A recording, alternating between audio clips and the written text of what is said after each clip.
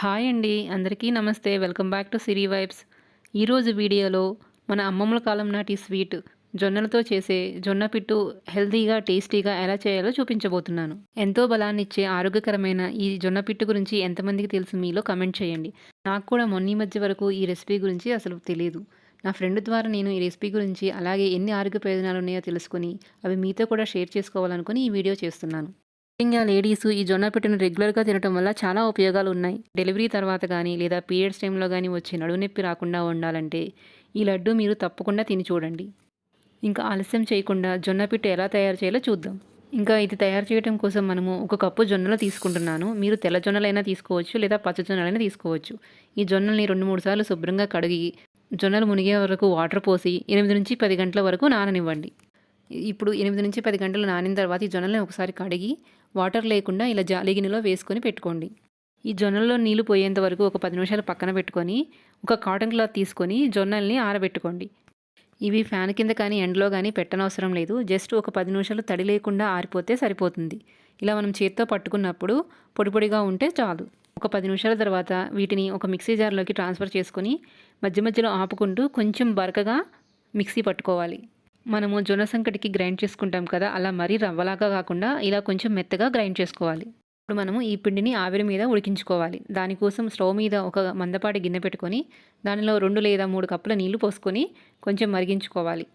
Water కొంచెం వేడిన తర్వాత ఆ గిన్నె మీద ఇలాంటి జాలి గిన్నె ఒకటి పెట్టుకొని దానిలో తడిపిన కర్చీఫ్ను కానీ లేదా ఏదైనా పల్చటి క్లాత్ని కానీ వేసుకోండి. ఇప్పుడు దీనిలో మనం ముందుగా గ్రైండ్ చేసి పెట్టుకున్న జొన్న పిండిని వేసుకోవాలి. వేసుకున్న తర్వాత కొంచెం చేత్తో అదిమినట్టుగా ఇలా పిండిని సెట్ చేసుకోండి. మీరు ఇలా ఆవిరి మీద అయినా ఉడికించుకోవచ్చు లేదా ఇడ్లీ ప్లేట్లో కొంచెం కొంచెం వేసుకొని కూడా ఉడికించుకోవచ్చు. ఏదైనా ఒక స్పూన్ కానీ లేదా నైఫ్ కానీ తీసుకొని ఇలా మధ్య మధ్యలో అక్కడక్కడ హోల్స్ చేస్తే పిండి లోపల వరకు ఉడికి టేస్టీగా ఉంటుంది.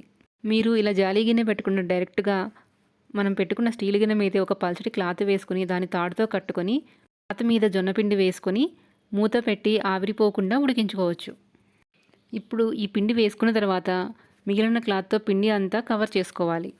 ఇలా క్లోజ్ చేసుకున్న తర్వాత ఆవిరి బయట పోకుండా కరెక్ట్గా మూత పెట్టి 20 నుంచి 25 నిమిషాలు ఫ్లేము సిమ్లో పెట్టుకొని ఉడికించుకోవాలి. ఇప్పుడు 20 నిమిషాల తర్వాత ఒకసారి మూత తీసి ఉడికిందో లేదో చెక్ చేసుకోవాలి.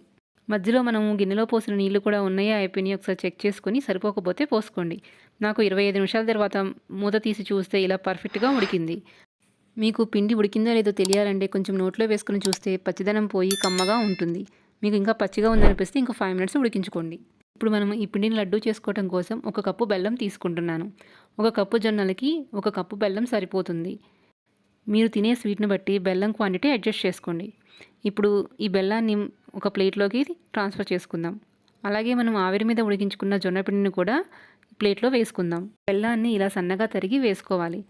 మనము ఉడికించుకున్న జొన్న పిండిని కూడా వేసుకోవటం వల్ల ఆ వేడికి బెల్లం కూడా కరుగుతుంది. ఇప్పుడు దీనిలోనే 2 టేబుల్ స్పూన్ల కొబ్బరి తురుము వేసుకుంటున్నాను. మీరు వెండి కొబ్బరి అయినా వేసుకోవచ్చు లేదా పచ్చి కొబ్బరి అయినా వేసుకోవచ్చు. అలాగే ఒక పావు టీ స్పూన్ యాలకుల పొడి కూడా వేసుకొని ఒకసారి బాగా చేత్తో ఒత్తుకుంటూ మిక్స్ చేసుకోండి. అలాగే దీనిలోనే స్వచ్ఛమైన నెయ్యిని 2 టేబుల్ స్పూన్లు యాడ్ చేస్తున్నాను. మనము వీటిని లడ్డూలాగా చేసుకొని ఫ్రిడ్జ్లో స్టోర్ చేసుకుంటే 4-5 రోజులైనా ఫ్రెష్గా ఉంటాయి. మనము పిండిని ఆవిరి మీద ఉడికించాం కాబట్టి ఇవి బయట పెట్టుకుంటే ఎక్కువ రోజులు నిల్వ ఉండవు. కాబట్టి వీటిని ఫ్రిడ్జ్లో స్టోర్ చేసుకొని తినొచ్చు. ఇలా లడ్డూలు చుట్టుకొని ఒక ఎయిర్టైట్ బాక్స్లో పెట్టుకొని ఫ్రిడ్జ్లో స్టోర్ చేసుకొని ప్రతిరోజు ఒక లడ్డూ తింటే చిన్నపిల్లలకైనా పెద్దవాళ్ళకైనా చాలా బలాన్ని ఇస్తుంది.